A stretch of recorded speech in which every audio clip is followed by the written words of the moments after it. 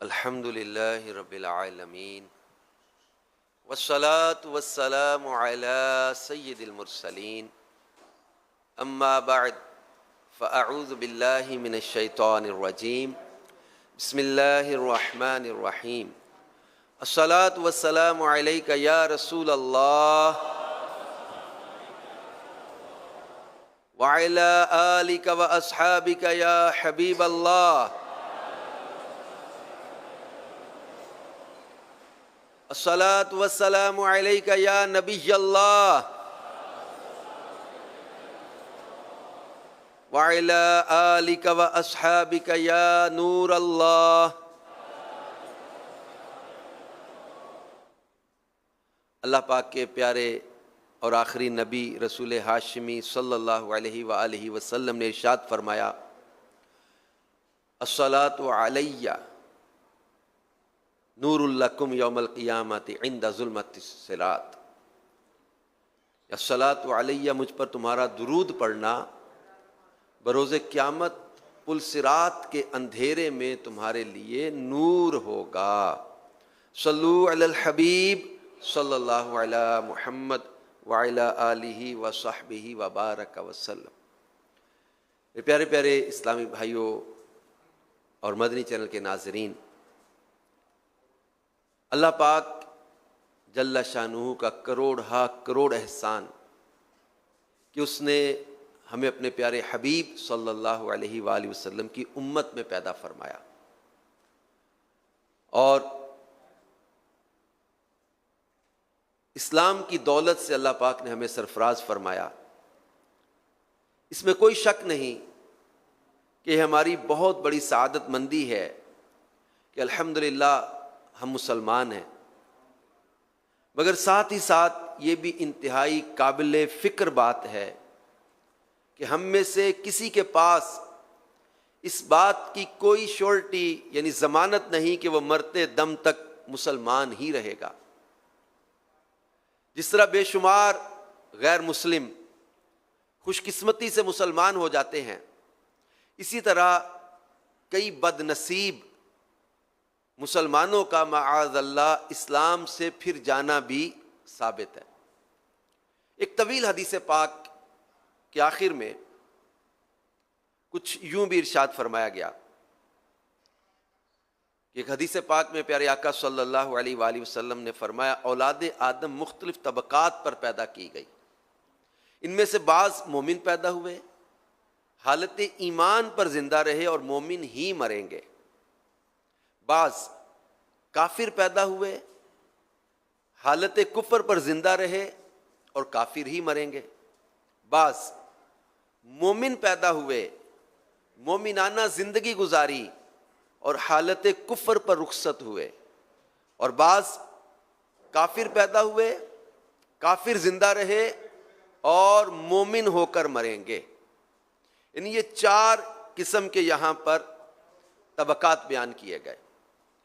ایمان پر مومن پیدا ہوئے اور ایمان پر ہی زندہ رہے اور مومن ہی دنیا سے جائیں گے۔ ایک بعض کافر پیدا ہوئے اور کفر پر زندہ رہے اور کافر ہی مریں گے۔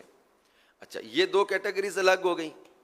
اب دو کیٹیگریز وہ ہیں کہ بعض جو ہے وہ مومن پیدا ہوئے، مومنانہ زندگی گزاری، لیکن حالت کفر پر رخصت ہوئے، اور بعض کافر پیدا ہوئے، کافر زندہ رہے اور مومن ہو کر مریں گے۔ تو یہ جو ہے وہ اصل کامیابی پتہ چلا کہ یہ ہے کہ صرف دنیا میں مومن و مسلمان ہونا ہی نہیں، بلکہ اس کے ساتھ ساتھ مرتے وقت اپنا ایمان سلامت لے جانا، یہ اصل کامیابی ہے۔ تو آج ہم سب سے بڑی دولت جو ایمان ہے ہمارا، اس حوالے سے کچھ یہاں یا وہ سیکھنے کی کوشش کریں گے کہ حدیث پاک میں ہے، پیارے آقا صلی اللہ علیہ وآلہ وسلم نے ارشاد فرمایا، یبعث کل عبد علی ما مات علیہ، یعنی بندہ اس حالت پر اٹھایا جائے گا جس پر مرے گا۔ یعنی اس حدیث پاک کے تحت مفتی احمد یارخا نعیمی رحمۃ اللہ علیہ لکھتے ہیں، یعنی اعتبار خاتمے کا ہے۔ اگر کوئی کفر پر مرے تو کفر پر ہی اٹھے گا، اگرچہ زندگی میں مومن رہا ہو، اور اگر ایمان پر مرے تو ایمان پر اٹھے گا اگرچہ زندگی میں کافر رہا ہو۔ ایک روایت میں نا انما الاعمال بالخواتیم، کہ عملوں کا دار و مدار ان کے خاتمے پر ہے۔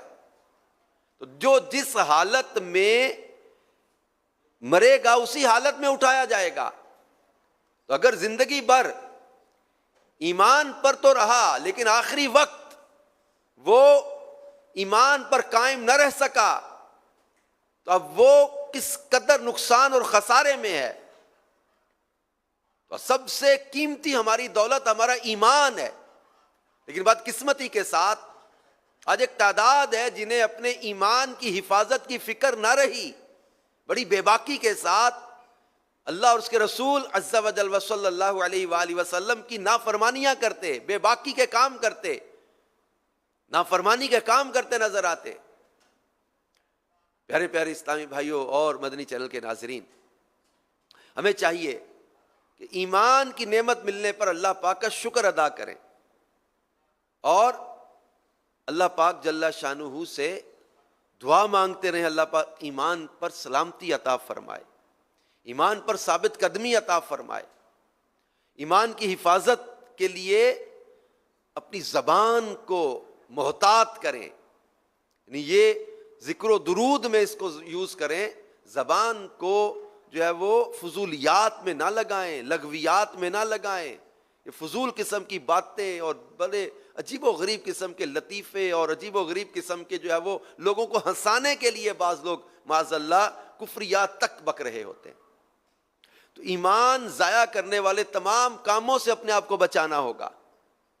اور میرے پیارے پیارے اسلام بھائی، اللہ پاک قرآن پاک میں ارشاد فرماتا ہے، یہ ہمارا رب کیا فرما رہا ہے، یا ایھا الذین آمنوا اتقوا اللہ حق تقاتہ ولا تموتن الا وانتم مسلمون۔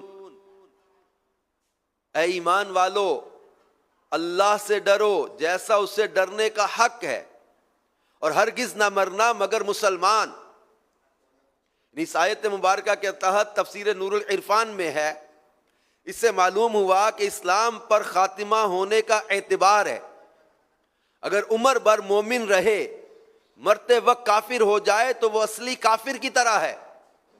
اسی مفہوم کی ایک اور دوسری آیت مبارکہ کے تحت مفتی صاحب لکھتے ہیں کہ معلوم ہوا مسلمان ہونا کمال نہیں بلکہ مسلمان مرنا کمال ہے۔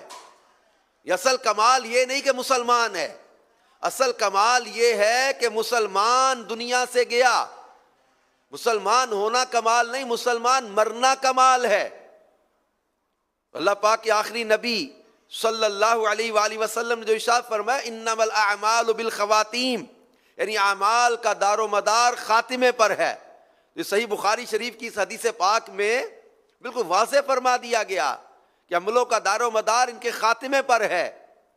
تو میرے پیارے پیارے اسلامی بھائیوں اور مدنی چینل کے ناظرین، حضرت امام حسن بصری رحمۃ اللہ علیہ کا انداز دیکھیے، یہ زبردست عاشق رسول اور بڑے عظیم ولی اللہ ہیں حضرت امام حسن بصری رحمۃ اللہ علیہ۔ ان سے پوچھا گیا آپ کا کیا حال ہے؟ ارشاد فرمایا جس شخص کی کشتی یعنی بوٹ دریا کے درمیان جا کر ٹوٹ جائے، اس کے تختے بکھر جائیں اور ہر شخص ہچکولے کھاتے تختوں پر نظر آئے تو اس کا کیا حال ہوگا؟ عرض کی گئی بے حد پریشان کن، یعنی جس کشتی کے تختے بکھر گئے ہوں، ہچکولے کھا رہے ہوں، اب ڈوبے، اب ہلاک ہوئے، اب مرے، اب عجیب و غریب کیفیت ہے نا، یہ پریشانی کی عالم ہے۔ تو پوچھا کہ اس کا حال کیا ہوگا؟ تو لوگوں نے کہا کہ بے حد پریشان حال ہوگا وہ بندہ جس کی کشتی ٹوٹ گئی اور تختے بکھر گئے۔ فرمایا میرا بھی یہی حال ہے۔ ایک بار آپ ایسے اداس ہوئے کہ کئی سال تک ہنسی نہ آئی، لوگ آپ کو ایسے دیکھتے جیسے قید تنہائی میں کوئی ہے اور اسے سزائے موت سنائی جانے والی ہے۔ آپ سے اس بے چینی اور پریشانی کا سبب دریافت کیا گیا کہ آپ اتنی عبادت اور ریاضت اور مجاہدات کے باوجود اتنے فکر مند کیوں رہتے ہیں؟ آپ کی عبادت، ریاضت، آپ کا تقوی، آپ کی پرہیزگاری، آپ کے نفلی روزے، اس کی مثالیں دی جاتی. تو پوچھا گیا کہ آپ اتنی عبادت، ریاضت اور مجاہدات کے باوجود اس قدر فکر مند کیوں رہتے ہیں؟ تو ارشاد فرمایا مجھے ہر وقت یہ خدشہ لاحق رہتا ہے کہ کہیں مجھ سے کوئی ایسا کام سرزد نہ ہو جائے جس کی وجہ سے اللہ پاک ناراض ہو جائے اور وہ فرما دے کہ تم جو چاہے کرو مگر میری رحمت تمہارے شامل حال نہ ہوگی. بس اسی وجہ سے میں اپنی جان پگھلا رہا ہوں. میرے پیارے پیارے اسلامی بھائیوں اور مدنی چینل کے ناظرین، ہمارے اسلاف کا انداز کیسا تھا؟ ایمان کی حفاظت کی فکر میں، اپنی یہ سب سے قیمتی دولت کی حفاظت کی فکر میں، یہ جب وہ پریشان رہا کرتے تھے، دعائیں مانگا کرتے تھے، ایمان کی سلامتی کی دعا مانگا کرتے تھے، برے خاتمے کے خوف سے رویا کرتے تھے. سلب ایمان کا خوف ان کو رلاتا تھا. دامن اسلام سے وابستہ ہونے والوں کو ہمارے پیارے آقا مکی مدنی مصطفیٰ صلی اللہ علیہ وآلہ وسلم نے بھی بارہا اسلام ہی کے نور میں رہنے، کفر کی تاریکیوں سے بچنے اور کفر سے ہمیشہ بیزار رہنے کی ترغیب دلائی. چنانچہ فرمان مصطفیٰ صلی اللہ علیہ وآلہ وسلم ہے 3 خصلتیں ایسی ہیں جس میں یہ ہوں گی، وہ ان کے سبب ایمان کی مٹھاس یعنی سویٹنس کو پالے گا. 3 خصلتیں کون سی ہیں جو جس کے اندر یہ آ جائیں تو وہ ایمان کی مٹھاس کو پالے گا؟ پہلی خصلت بیان فرمائی، جس کے نزدیک اللہ پاک اور اس کے رسول صلی اللہ علیہ وآلہ وسلم دوسروں سے زیادہ محبوب ہوں.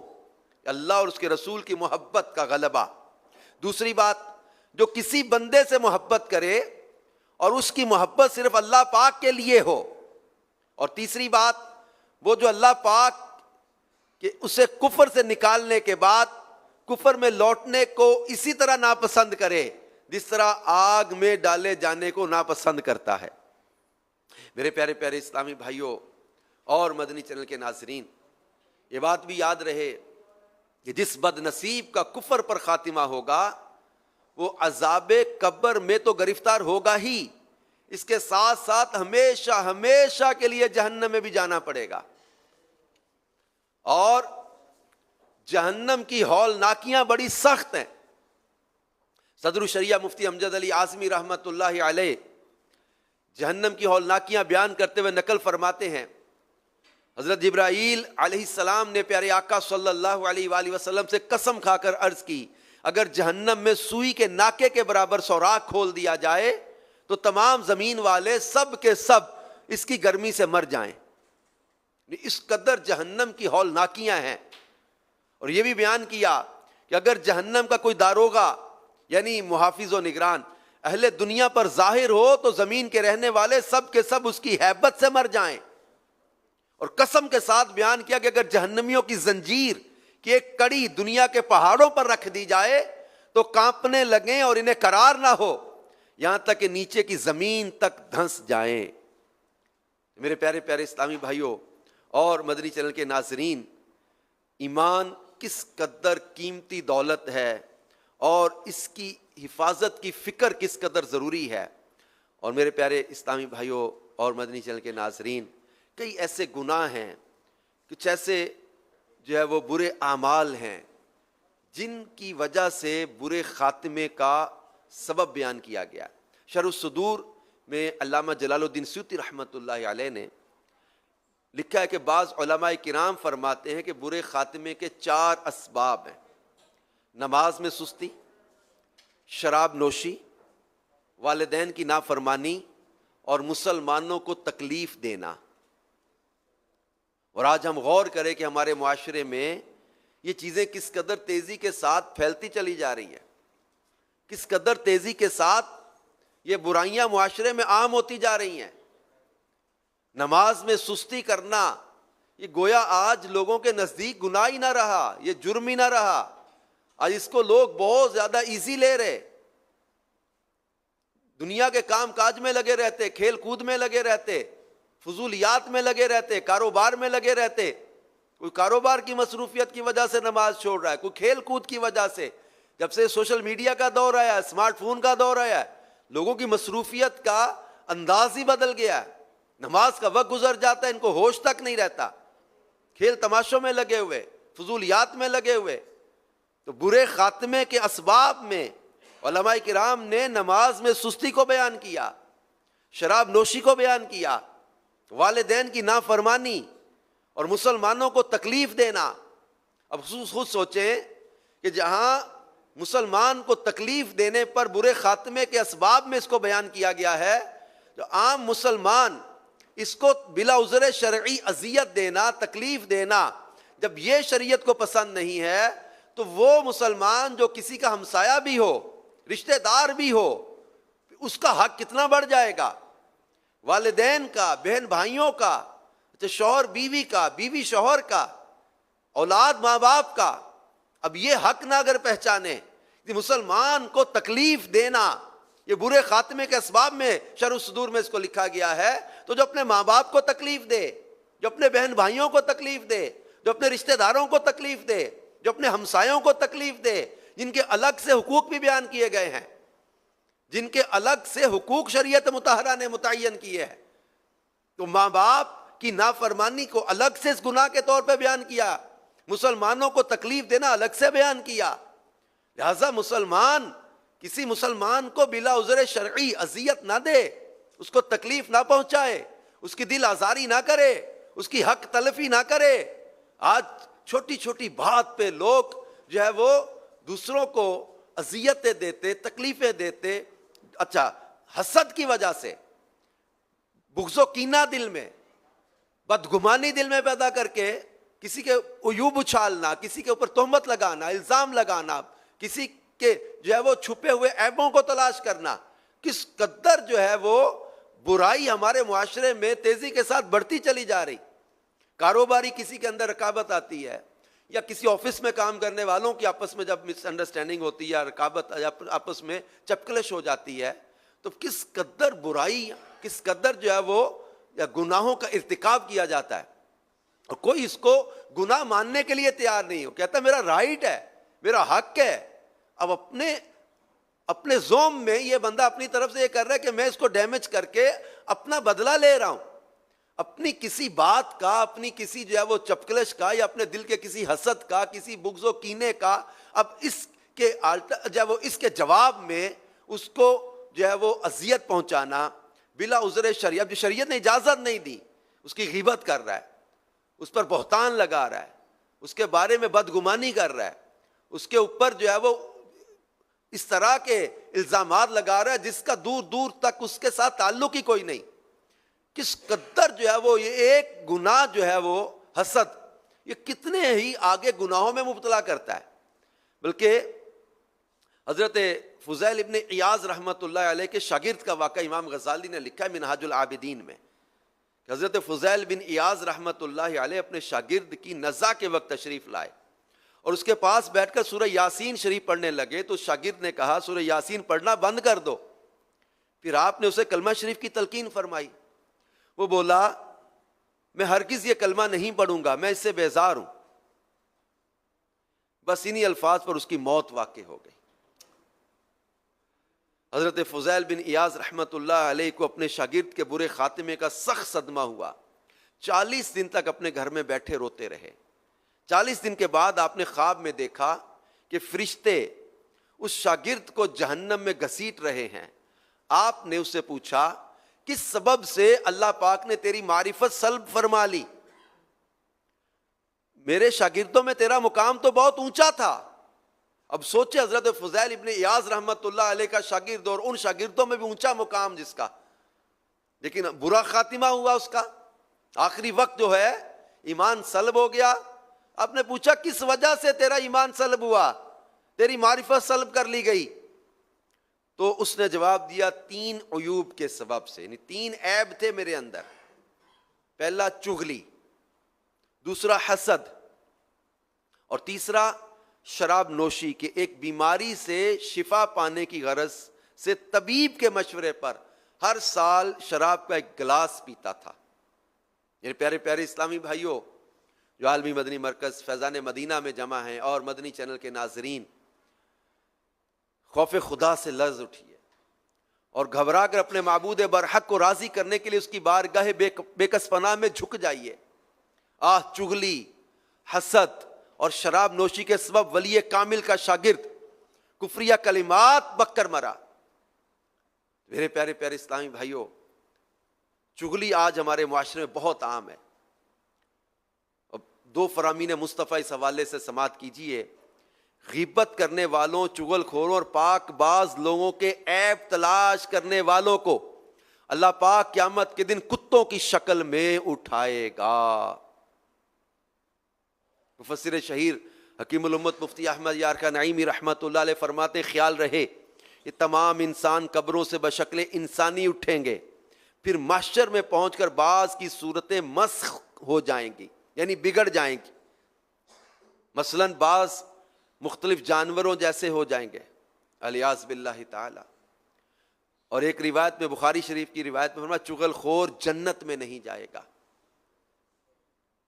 علامہ عینی رحمت اللہ علیہ نے نقل کیا، کسی کی بات ضرر یعنی نقصان پہنچانے کے ارادے سے دوسروں کو پہنچانا یہ چغلی کہلاتا ہے۔ آج ہم غور کریں کہ ہم چغلی سے بچتے ہیں، ہم غور کریں کہ ہم حسد سے بچتے ہیں۔ حسد کرنے والے کو حاسد، اور جس سے حسد کیا جائے اس کو محسود کہا جاتا ہے۔ فتاوی رضویہ میں حسد کی تعریف یہ بیان کی گئی کہ کسی کی نعمت کے چھن جانے کی آرزو کرنا۔ آج ہمارے معاشرے میں حسد نے کس قدر تباہی مچائی ہوئی ہے۔ کاروباری لوگ کیا، مذہبی لوگ کیا، نعت خوانوں کو دیکھیں، مذہبی حلیے والے لوگوں کو دیکھیں، کسی کی آواز اچھی تو اس سے جیلسی شروع ہو گئی، کسی کی نعمت دیکھ کر جلنا، کسی کا منصب دیکھ کر جلنا، کسی کا جو ہے وہ دنیاوی عزت دیکھ کر جلنا، کسی کا مکان، جائیداد، کاروبار، ان چیزوں کو دیکھ کر حسد کرنا۔ مختلف قسم کی جو ہمارے معاشرے میں آج بڑھتی چلی جا رہی ہیں۔ پیارے پیارے اسلامی بھائیوں، حسد نیکیوں کو ایسے کھا جاتا ہے جیسے آگ لکڑی کو کھا جاتی ہے، اور بہت سارے جو ہے وہ تباہی اور بربادی کے اسباب ہیں حسد کی وجہ سے۔ اور اس سے آگے بدگمانی پیدا ہوتی ہے۔ جسے حسد ہوتا ہے اس کے بارے میں دل بدگمان رہتا ہے، اس کی ہر چیز کو نیگیٹیوٹی کے ساتھ دیکھنے کی کوشش کرتا ہے۔ حاسد جو ہے وہ محسود کے ہر معاملے کو، حتیٰ کہ اگر وہ خوف خدا یا عشق رسول میں رو بھی رہا ہے تو اس کے آنسو بھی اس کو ریاکاری لگیں گے، اس کا رونا بھی جو ہے وہ یہ بدگمانی کا مرض اس کو لگ چکا ہے نا، چونکہ تو اب بدگمانی کی وجہ سے اس کا رونا بھی یہ جو ہے وہ اس کو لگے گا کہ یہ دکھلاوے کے لیے رو رہا ہے، یہ عزت اور واہ واہ کے لیے رو رہا ہے، یہ حب جا کا مارا ہوا ہے۔ اب یہ بدگمانی کے مرض نے اس کو ایسا برباد کر دیا۔ حدیث پاک کا مفہوم ہے، بدترین جھوٹ کہا گیا بدگمانی کو، اس سے بچنے کا حکم دیا کہ آج ہم بچ رہے ہیں۔ اللہ کے پیارے حبیب صلی اللہ علیہ وآلہ وسلم فرمایا بدگمانی سے بچو، کیا ہم بچ رہے ہیں؟ جھوٹ سے بچو، کہ آج ہمارا معاشرہ اس سے بچ رہا ہے۔ فرمایا کہ ایک دوسرے سے روح گردانی نہ کرو، بغض نہ رکھو، کسی کے پوشیدہ عیبوں کو تلاش نہ کرو۔ اور قرآن پاک میں سورۃ الحجرات میں اللہ پاک نے جن چیزوں سے منع کیا، غیبت سے منع کیا، کہ آج بچ رہے ہیں ہم لوگ۔ لا تجسسوا کے ساتھ ٹو میں نہ پڑو۔ اب جس کے بارے میں دل میں نفرت پیدا یا بغض پیدا ہوگی، اس کے پوشیدہ عیبوں کو تلاش کیا جا رہا ہوتا ہے، اس کے قریب کے لوگوں کو، اس سے روٹھے لوگوں کو، اس سے ناراض لوگوں کو، ان سے رابطے کیے جا رہے ہوتے ہیں کہ اس کی کمزوری بتاؤ مجھے، اس کی ویکنس بتاؤ، تاکہ میں لوگوں کے اندر اس کا چرچا کروں۔ طرح طرح کی برائیوں میں آگے چل کے بندہ مبتلا ہو جاتا ہے۔ حسد نے کیسے کیسے لوگوں کو برباد کر دیا۔ تو شرح صدور کے جو ہے وہ علماء کرام کے اس قول کو جو ہے وہ علامہ جلال الدین سیوطی رحمۃ اللہ علیہ نے بیان کیا کہ جس وجہ سے لوگوں کے ایمان برباد ہو جاتے ہیں، ان میں برے خاتمے کے اسباب میں ایک سبب مسلمانوں کو تکلیف دینا، اذیت دینا بھی ہے۔ خوشخبریاں پھیلانے والے بنے، مسلمانوں کو راحت پہنچانے والے بنے، کسی کو ہماری ذات، ہمارے کلام، ہمارے کسی قول یا فعل سے اذیت نہ پہنچے، تکلیف نہ پہنچے، یہ کوشش کریں۔ کہیں ایسا نہ ہو کہ آج یہ تھوڑی دیر کی نفس کی لذت، تھوڑی دیر کا یہ نفس کا مزہ، یہ غیبت کر کے، چغلیاں کر کے، یہ حسد، یہ بغض و کینہ دل میں رکھ کے، کسی پر الزام لگا کے، کسی کے عیب اچھال کے، کسی پر تہمت لگا کے، کسی کا نام بگاڑ کے، کسی کی جو ہے وہ دل آزاری کر کے، کسی کی حق تلفی کر کے، آج تھوڑی دیر کی نفس کو لذت تو مل جائے گی۔ اگر اللہ ناراض ہو گیا، اس کے پیارے حبیب صلی اللہ علیہ وآلہ وسلم روٹھ گئے، اور انہی برائیوں کی وجہ سے اگر ایمان برباد ہو گیا تو کیا بنے گا؟ اگر انہی گناہوں کی وجہ سے ایمان چھین لیا گیا تو کیا بنے گا؟ اللہ پاک کی خفیہ تدبیر کے معاملے میں ہمیں ڈرتے رہنا چاہیے. ہمارے اسلاف کا انداز کیسا ہوتا تھا؟ اللہ کی خفیہ تدبیر کے معاملے میں یہ ڈرتے رہا کرتے تھے، روتے تھے، گریہ ازاری کیا کرتے تھے. حضرت سفیان ثوری رحمت اللہ علیہ کا واقعہ لکھا ہے کتابوں میں کہ یہ اور حضرت شیبان رائی رحمت اللہ علیہ، یہ دونوں بزرگ ایک جگہ اکٹھے ہوئے. حضرت سیدنا سفیان ثوری رحمت اللہ علیہ ساری رات روتے رہے. سیدنا شیبان رائی رحمت اللہ علیہ نے سبب گریہ دریافت کی، یعنی رونے کا وہ رونے کی ریزن پوچھی، یہ کیوں رو رہے ہیں؟ تو حضرت سفیان ثوری رحمت اللہ علیہ نے بتایا کہ مجھے برے خاتمے کا خوف رلا رہا ہے. میں نے اور چند لوگوں نے ایک شیخ سے 40 سال علم حاصل کیا، اس نے 60 سال تک مسجد الحرام میں عبادت کی، مگر اس کا خاتمہ کفر پر ہوا. اب غور کریں، سفیان ثوری رحمت اللہ علیہ جیسے عالم اور بزرگ اور ان کے ساتھ کچھ اور لوگوں نے بھی 40 سال اس شیخ سے علم حاصل کیا، اور 60 سال جس نے مسجد الحرام میں عبادت کی، کیسی عبادت کی ہوگی، لیکن اس کا خاتمہ کفر پر ہوا. اب وہ سفیان ثوری رحمت اللہ علیہ اس بات پر رو رہے تھے، اس فکر میں رو رہے تھے.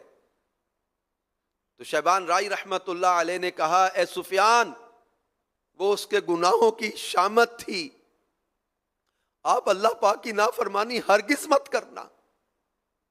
یہ اس کے گناہوں کی وجہ سے اس کا ایمان برباد ہوا، آپ اللہ کی نافرمانی نہ کرنا. آج ہم بڑے دھڑلے کے ساتھ مختلف قسم کے گناہ کیے جا رہے ہوتے ہیں اور اس بات کی پرواہ ہی نہیں ہے کہ اگر اللہ ناراض ہو گیا تو میرا کیا بنے گا، اسی گناہ کے دوران اگر مجھے موت آ گئی تو میرا کیا بنے گا، اگر اسی گناہ پر ناراض ہو کر مجھ سے میرے ایمان کی دولت جو سب سے بڑی دولت ہے میری، اگر یہی چھین لی گئی تو میرا کیا بنے گا. تو اللہ پاک جل شانہ کی خفیہ تدبیر کے معاملے میں ہمیں ڈرتے رہنا چاہیے. جس کو دنیا میں سلب ایمان کا خوف نہیں ہوتا، موت کے وقت شدید خطرہ ہوتا ہے کہ اس کا ایمان کہیں چھین نہ لیا جائے. ایک اور واقعہ کتابوں کے اندر بڑا ہی وہ عبرت والا بیان کیا گیا. حضرت سیدنا مالک بن دینار رحمت اللہ علیہ ایک بیمار کے سرہانے تشریف لائے جو قریب الموت تھا. آپ نے کئی بار اسے کلمہ شریف تلقین فرمایا، لیکن وہ 10-11 کی آوازیں لگاتا رہا. جب اس سے اس کی وجہ پوچھی گئی تو کہا، میرے سامنے آگ کا پہاڑ ہے، جب میں کلمہ شریف پڑھنے کی کوشش کرتا ہوں تو یہ آگ مجھے جلانے کے لیے لپکتی ہے. پھر آپ نے لوگوں سے پوچھا یہ دنیا میں کیا کام کرتا تھا؟ بتایا گیا کہ یہ سود خور تھا اور کم تولا کرتا تھا. میرے پیارے پیارے اسلامی بھائیوں اور مدنی چینل کے ناظرین، اللہ پاک جل شانہ کی خفیہ تدبیر کے معاملے میں وہ فکر مند رہنے کی عادت بنائیں اور ایسوں کی صحبت اختیار کریں جن کی صحبت کی برکت سے ایمان کی حفاظت کا ذہن بنے. اب اس میں صحبت کا بہت زیادہ اثر ہے.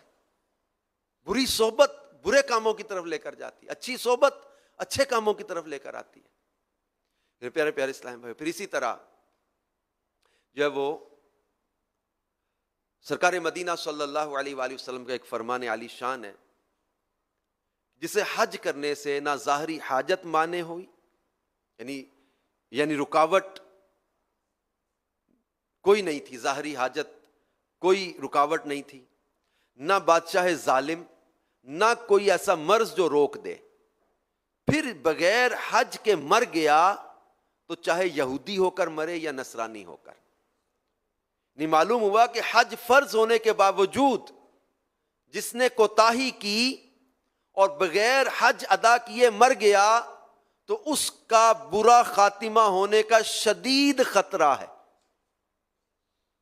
حج فرض ہونے کے باوجود نہ کرنا، اس میں بھی بہت سارے لوگ دنیاوی مصروفیات، کاروباری مصروفیات اچھا بیٹیوں کی شادیاں کر لوں تو یوں اگلے سال دیکھوں گا تو پھر یہ کام کر لوں، اچھا اس سوسائٹی سے بڑی سوسائٹی میں مکان بنانا ہے، اس ٹاؤن سے بڑے ٹاؤن میں جانا ہے، گاڑی چینج کرنی ہے، میں نے تھوڑا شاپ چینج کرنی ہے، حج فرض ہو چکا، اس کے باوجود اس میں تاخیر کرنا، اس کو پینڈنگ میں ڈالنا، بعد میں دیکھیں گے، کچھ سال بعد سیٹ ہو کے دیکھ لیں گے مزید، حج فرض ہو چکا تو اس میں تاخیر نہ کرے، اگلے سال کو مجبوری آ گئی، مصروفیت آ گئی، کوئی اور بیماری آ گئی، کوئی اور عذر آ گیا، اب حج فرض ہو چکا، حج فرض ہونے کے باوجود ادا نہ کرنا، یہ برے خاتمے کے اسباب میں اس کو بیان کیا گیا ہے۔ سخت اندیشہ اس بندے کا کہ اس کا خاتمہ جو ہے وہ ایمان پر نہیں ہوگا، ایسا خطرناک یہ گناہ ہے، ایسا بڑا گناہ ہے حج فرض ہونے کے باوجود حج نہ کرنا۔ ابھی بھی پاسبلٹی ہے، جو حج جن پر فرض ہے وہ دارالفتہ اہل سنت رابطہ تو کریں، اپنی تھوڑی کنڈیشن شیئر تو کریں مفتی صاحب کے ساتھ، اپنے طور پر ہی بعضوں نے اندازہ لگایا ہوتا ہے کہ مجھ پر حج ابھی فرض نہیں ہے، جبکہ بات جب تھوڑا سا ڈسکشن ہوتی ہے تو ان کے پاس اتنے اسباب ہیں، استطاعت ہے کہ وہ ان پر حج فرض ہو چکا، حج فرض ہو چکا تو اس کو پینڈنگ نہ کریں، ابھی بھی پاسبلٹی ہے، ابھی بھی کوئی پیکج لیا جا سکتا ہے، ابھی بھی جانے کے جو ہے وہ صورت کی جا سکتی ہے اور کوشش کر کے جانا چاہیے۔ جن پر حج فرض ہے وہ اسی سال حج کریں، تاخیر نہ کریں۔ ملک میں بیرون ملک میں بعض لوگوں سے ملاقات ہوتی ہے، تھوڑی سی بات چیت ہوتی تو پتہ چل جاتا ہے ان کے، خود اقرار کر لیتے ہیں کہ یار لگتا ہے مجھ پر حج تو فرض ہے، میرے پاس اتنا مال، یہ چیزیں تو ہیں اور یہ میرے پاس اسباب تو ہیں، اس کے باوجود اس کو جو ہے وہ اس میں تاخیر کرنا، اس کو پینڈنگ میں ڈالنا، یہ کس قدر خطرناک ہے کہ روایت میں فرمایا گیا کہ جو حج فرض ہونے کے باوجود جو ہے وہ حج نہ کیا اس نے، تو چاہے وہ یہودی ہو کر مرے یا نصرانی ہو کر۔ اللہ غنی میرے پیارے پیارے اسلامی بھائیوں اور مدنی چینل کے ناظرین، اللہ کے پیارے حبیب صلی اللہ علیہ وآلہ وسلم نے ہمیں ان چیزوں کا بیان کر کے کہ جو ہلاکت والی چیزیں ہیں، کہ جو انسان کو ہلاکت میں ڈالتی ہیں، ان سے بچنے کا بھی حکم دیا۔ تو یہ کچھ گناہ، کچھ برائیاں ایسی ہیں جن کی وجہ سے ایمان سلب ہو جانے کا خدشہ ہے، جن کو ہم نے ابھی ڈسکس کیا۔ اچھا، اب اسی طرح حرم شریف میں حاضری ہوتی ہے، مکہ پاک مدینہ پاک میں قافلے بھی جا رہے ہیں، حجاج جا رہے ہیں، اللہ پاک ان کا سفر مبارک بھی کرے اور برکتیں عطا کرے۔ تو وہاں بھی بعض کو دیکھا ہے کہ اب اس قدر بے باکی ہوتی چلی جا رہی ہے، حرم پاک میں بیٹھے ہوئے بھی غیبت میں پڑے ہوتے ہیں، بعض باتیں کرتے کرتے چغل خوری کر رہے ہوتے ہیں۔ اچھا، موبائل نے بہت زیادہ کئیوں کو جو ہے وہ غفلت میں ڈال دیا ہوا ہے، وہاں موبائل پہ میوزک کئیوں کے چل رہا ہے، کسی کے موبائل میں کوئی ویڈیو چل رہی ہے تو اس میں میوزک چل رہا ہے، عجیب و غریب بعضوں کی حالت۔ یعنی سفر میں بھی جو ہے وہ ان کو یہ انداز کاش نصیب ہو جائے کہ جو عشاق کا انداز ہوتا ہے حج کے لیے جانے کا اور حاضری کا۔ حضرت امام زین العابدین رضی اللہ عنہ کے بارے میں لکھا کہ لبیک پڑھتے تو بے ہوش ہو جاتے تھے، سواری سے گر جاتے تھے، تو جب لبیک پڑھنے کا وقت آیا تو کہا گیا نا کہ لبیک پڑھیں، فرمایا مجھے خوف آتا ہے، ڈر لگتا ہے کہیں آگے سے لا لبیک کی آواز نہ آ جائے۔ حضرت امام حسن رضی اللہ عنہ، حسن مجتبی رضی اللہ عنہ حج کے لیے چلے تو اپنے آپ سے کہا کہ کبھی بھی ایسا نہیں ہوا کہ میں پیدل اللہ پاک کے گھر تک حاضری کے لیے جاؤں۔ پھر 20 سال تک پیدل مدینہ پاک سے مکہ پاک حج کے لیے آتے رہے۔ عشاق کا حال تو یہ ہوتا تھا، جاتے تو اشک بار ہو جاتے تھے، روتے تھے، گریہ زاری کرتے ہوئے حاضر ہوتے تھے۔ جہنم میں لے جانے والے اعمال کتاب میں تو حرم میں گناہ کرنے کی مذمت کو بیان کرتے ہوئے مصنف لکھتے ہیں کہ بعضوں نے، اچھا بعض کے گناہوں کا وہاں کا لکھا ہے کہ وہاں گناہ کی شدت بڑھ جاتی ہے، بعضوں نے اپنے ہاتھ کو کسی عورت کے ہاتھ پر رکھا تو ان دونوں کے ہاتھ چمٹ گئے اور لوگ انہیں جدا کرنے میں ناکام ہو گئے، یہاں تک کہ بعض علماء کرام نے ان کی رہنمائی فرمائی کہ وہ عہد کریں کہ ایسی نافرمانی کا ارتکاب کبھی نہیں کریں گے اور اللہ کی بارگاہ میں گڑ گڑا کر صدقے دل سے توبہ کریں۔ بس انہوں نے ایسا کیا تو اللہ نے انہیں چھٹکارا عطا فرمایا۔ پھر ایک اور واقعہ لکھا ہے کہ انہوں نے جنہوں نے بدکاری کی تھی ان کے چہرے کو اللہ پاک نے مسح کر کے پتھر بنا دیا۔ تو لکھتے ہیں کہ تم یہ دیکھ کر دھوکہ نہ کھاؤ کہ کوئی شخص نافرمانی کا مرتکب ہونے کے باوجود ابھی تک صحیح و سالم ہے اور اسے جلدی سزا نہیں ملتی۔ عقل مند کے لیے مناسب نہیں کہ وہ اپنے نفس پر غرور کرے، اپنے نفس پر غرور کرنے والا اچھا نہیں۔ اگرچہ وہ سلامت رہے. اور اکثر اللہ پاک تمہارے لیے سزا کو جلدی مقدر کر دیتا ہے جبکہ دوسروں کے لیے نہیں، کیونکہ اس سے روکنے والا کوئی نہیں. یہ کبھی بہت شنی اور کبھی چیز کے ساتھ جلدی سزا ہو جاتی ہے، یعنی دل کا مسخ ہونا، بارگاہ حق میں حاضری سے دوری، ہدایت کے بعد گمراہی، اور بارگاہ خداوندی کی طرف متوجہ ہونے کے بعد اعراض کرنا. تحقیق اسی طرح مصنف لکھتے کہ میرے جانے پہچانے ایک شخص سے ہوا. وہ اچھی شکل و صورت والا اور مکمل طور پر تندرست و توانا تھا، لیکن وہ پھسل گیا. اس نے حجر اسود کے پاس ایک عورت کو بوسہ دیا. پھر اس حکایت کی سچائی کے آثار ظاہر ہوئے اور اس کا چہرہ مکمل طور پر مسخ ہو گیا. وہ جسم، بدن، عقل اور کلام کے اعتبار سے بوسیدہ اور کبھی شکل و صورت والا ہو گیا. پھر مصنف لکھتے ہیں کہ ہم بھٹکنے سے اللہ پاک کی پناہ مانگتے ہیں اور اللہ سے التجا کرتے ہیں کہ ہمیں مرتے دم تک آزمائشوں سے بچائے. بے شک وہ سب سے زیادہ کریم و رحیم ہے. پھر اسی کتاب الزواجر میں، جہنم میں لے جانے والے اعمال کتاب میں لکھا ہے کہ مجھے ایک جاننے والے کے بارے میں یہ بات معلوم ہوئی کہ اس سے مسجد حرام میں برا کام سرزد ہو گیا تو اسے جلد ہی جسمانی اور دینی طور پر شدید سزا دی گئی. اللہ پاک کی خفیہ تدبیر کے معاملے میں ڈرتے رہنا چاہیے. ہم اپنے اسلاف کا انداز پڑھتے، یہ روتے تھے، گریہ ساری کرتے تھے، ایمان کی حفاظت کی فکر میں لرزاں ترساں رہتے تھے. اعلیٰ حضرت امام اہل سنت کے بھی ہدایت بخشش میں ایک کلام میں ایک شعر ہے نا کہ دنیا میں ہر آفت سے بچانا مولا، عقبہ میں نہ کچھ رنج دکھانا مولا، بیٹھوں جو در پاک پیغمبر کے حضور، ایمان پہ اس وقت اٹھانا مولا. ایمان کی حفاظت کی فکر میں روتے تھے، گریہ کرتے تھے. ابھی امیر علیہ سنت کا نیا کلام جو حج کے بارے میں آیا ہے، اس کے آخر میں امیر علیہ سنت نے جو رب کریم کی بارگاہ میں التجائیں کی ہے، جو حج کے موضوع پر ابھی امیر علیہ سنت کا اسی مئی کے مہینے میں کلام آیا حج کا، اس کے آخر میں امیر علیہ سنت نے ایمان کی حفاظت کے لیے اللہ پاک کی بارگاہ میں دعائیں کی. اپنے کلام میں اکثر اس کا ذکر کرتے تھے، مسلمان ہے عطار تیرے کرم سے ہو ایمان پر خاتمہ یا الہی. کبھی التجائے کرتے نظر آتے اللہ پاک کی بارگاہ میں ایمان کی حفاظت کی فکر میں. ہمارے اسلاف، ہمارے بزرگ لرزاں ترساں رہتے تھے. ہم اللہ پاک سے ایمان کی حفاظت کی دعا بھی مانگتے رہے کہ مسلمان کے لیے جو ہے وہ فرمایا گیا کہ دعا مومن کا ہتھیار ہے. دعا بھی مانگتے رہیں، نیکوں کی صحبت اختیار کریں، اور جب وہ دینی کتابوں کا مطالعہ، جیسے برے خاتمے کے اسباب، امیر سنت کا بڑا ہی اہم رسالہ ہے، مشورہ دوں گا اس کا مطالعہ کریں. اس سے بھی ایمان کی حفاظت کی فکر پیدا ہو. دعوت اسلامی کے دینی ماحول سے وابستہ رہیں. اچھوں کی صحبت، نیکوں کی صحبت ایمان کی حفاظت کی فکر پیدا کرتی ہے. کسی پیر کامل سے اگر مرید نہیں ہے تو پیر کامل سے بیعت ہو جائیں، یہ بھی ایمان کی حفاظت کا ایک بہترین ذریعہ ہے. اللہ پاک ہمیں ایمان کی سلامتی عطا فرمائے.